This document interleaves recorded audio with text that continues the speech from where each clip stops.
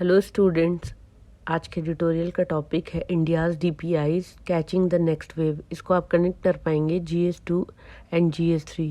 GS2 में polity and governance and GS3 में infrastructure वाले पार्ट से आज के एडिटोरियल के एनालिसिस को आप कनेक्ट कर पाएंगे। आते हैं एडिटोरियल के एनालिसिस पे। इंडिया का जो डिजिटल पब्लिक इंफ्रास्ट्रक्चर है, जो कि DPI के नाम से जाना जाता है, वो इंडिया का एक लूजली स्टैक है और जो आज के टाइम पे एक यूनिक शेप दे रहा है पार्टनरशिप में गवर्नमेंट, जो कि यूनियन और स्टेट दोनों है, रेगुलेटर और प्राइवेट सेक्टर, कुछ सेल्फलेस वॉलंटियर्स हैं, स्टार्टअप्स हैं, एकेडमिया है, थिंक टैंक्स हैं, सबका कंट्रीब्यूशन है।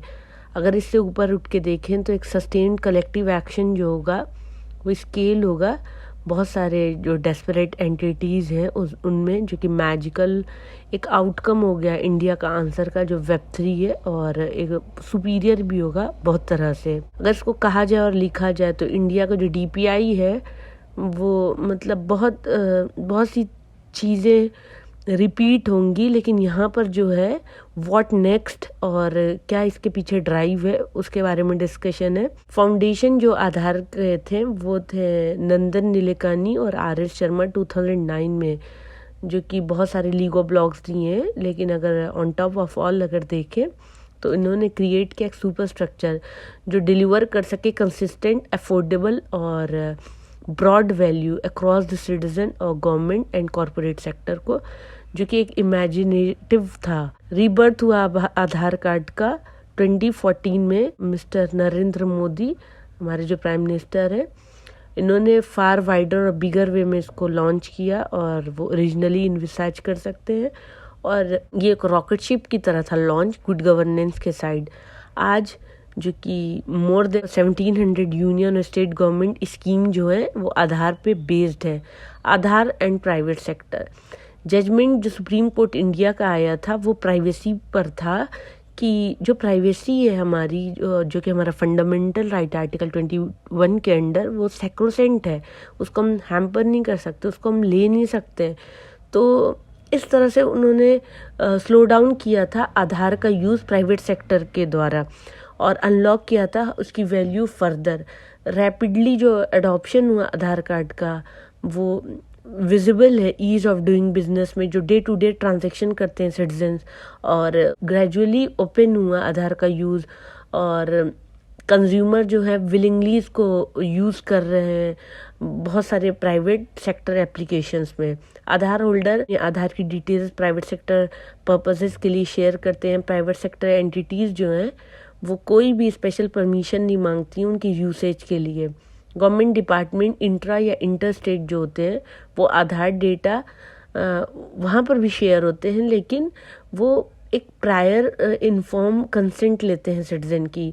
बैंक या अदर रेगुलेटेड एंटिटीज़ जो हैं वो भी आधार नंबर स्टोर करके रखती हैं और वो प्रोटेक्ट रहते हैं उनके वॉल्ट पर या किसी भी अदर मीन्स पर, जैसे कि unique identification authority of India जो है वो रेगुलेट करती है इसकी सिक्योरिटी, आधार की सिक्योरिटी। एक new private sector friendly UIDAI racing में है, बढ़ाएगी फर्दर आधार की यूसेज को, जो आगे जाके रिचर और मोर मीनिंगफुल होगा आधार का यूसेज।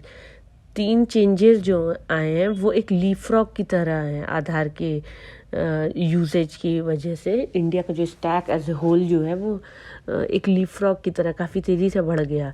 तो रेयर अलाइनमेंट अगर देखें इस डायनेमिक पॉलिटिकल एग्जेक्टिव में या जो इंस्पायर्ड वॉलंटियर्स हैं उन्हें देखें तो जो प्रूफ है वर्क इन प्रोग्रेस का आधार और ऑथेंटिकेशन का वो काफ़ी बढ़ के 2.2 बिलियन पर मंथ हो गया। क्यूमुलेटिव नंबर में देखें तो ओवर पास्ट 12 ईयर्स क्रॉस कर दी 100 बिलियन।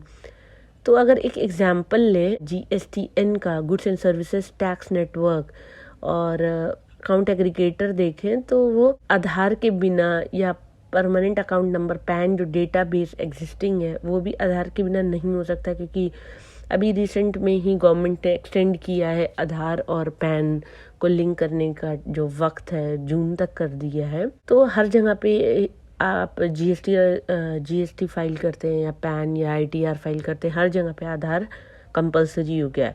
तो ये एक लीगो ब्लॉक हो गया है जो ऑन टॉप ऑफ अदर, इसकी प्रेफरेंसेस जो है वो बढ़ गई। अब डीजी यात्रा डिजी लॉगर क्या है? इस तरह की ग्रीन मार्केट जो कि इनोवेशन है ऑन टॉप ऑफ आधार, तो वो पोटेंशियली क्रिएट कर रही है, अनलॉक कर रही है फर्दर इस फील्ड में बढ़ने की।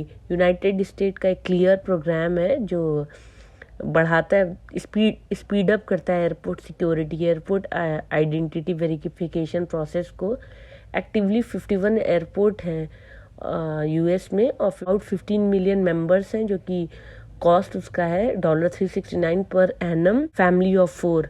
ये यूएस का एक क्लियर प्रोग्राम स्कीम के इतने खर्च है इतने लोगों के लिए। इसके कॉन्ट्रास्ट पे थोड़ा डिफरेंट वेरिएंट का इंडिया का डीजी यात्रा है, जो कि टोटली फ्री ऑफ कॉस्ट है इंडियन ट्रैवलर के लिए। डीजी यात्रा एक बायोमेट्रिक इनेबल्ड सीमलेस ट्रैवल, जो कि बेस्ट के नाम से शॉर्ट में जाना जाता है, वो एक्सपीरियंस उस पर आप कैसे करेंगे based on facial recognition system, face के थ्रू पहचानेगा। और ये पार्टनरशिप अगेन करता है इंडस्ट्री एंड गवर्नमेंट दोनों का टाई अप है, और ये इंश्योर करेगा सीमलेस आइडेंटिफिकेशन जो पैसेंजर होंगे की चेक पॉइंट पे, जैसे कि एयरपोर्ट एंट्री होती है, सिक्योरिटी चेक होता है, बोर्डिंग गेट क्लियरेंसेस होते हैं, उन सारी जगहों पर। तो ये पायलट जो शो कर रहा है अब तक, तो 2 लाख पैसेंजर जो हैं वो इस ऐप को यूटिलाइज कर रहे हैं सक्सेसफुली।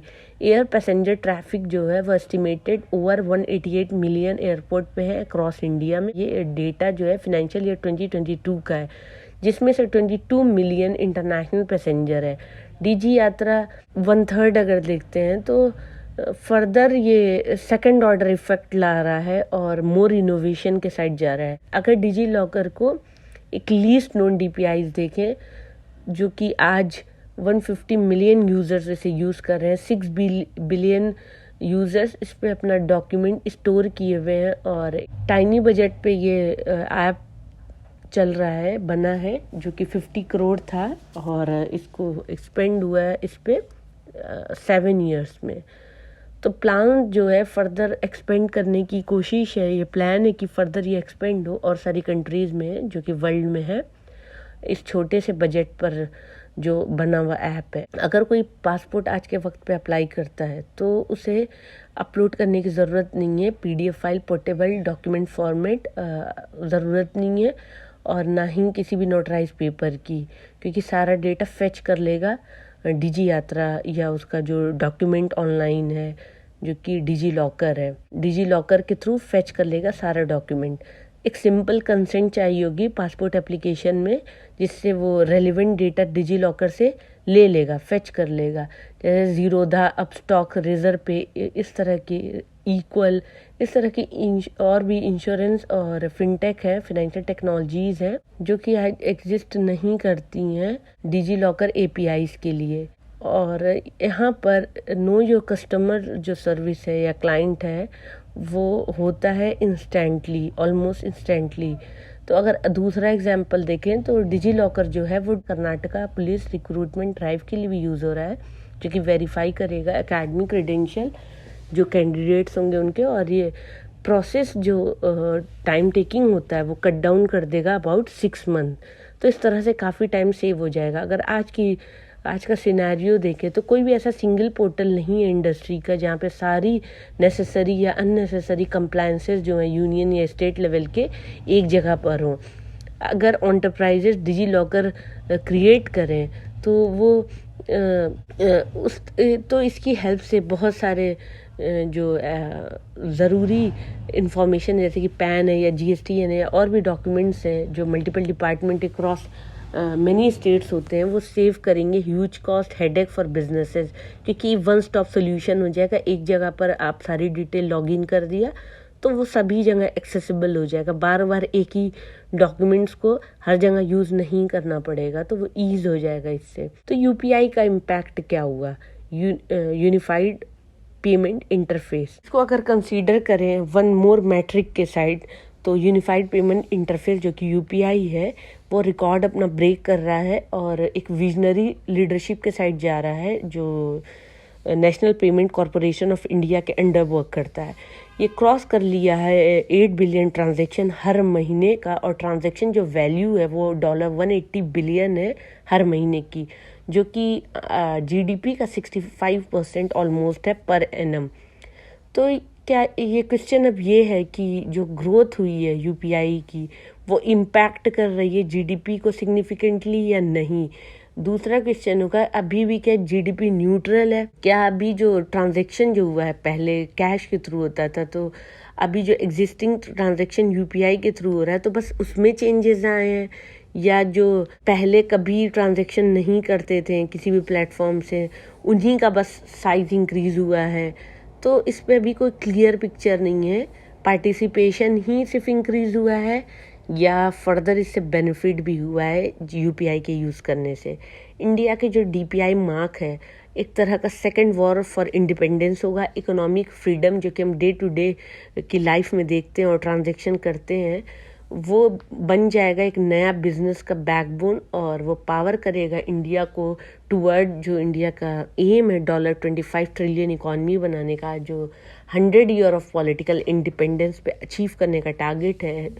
फिर इंडिया इमेजिन कर सकता है अपने आप को एक न्यू कैम्ब्रियन एक्सप्लोजन का, जहाँ पर चैट जीपीटी इंडिया के स्टैक को मीट करेगा। तो ये था आज का एडिटोरियल का analysis. Thank you for watching my video. Please share, like and subscribe.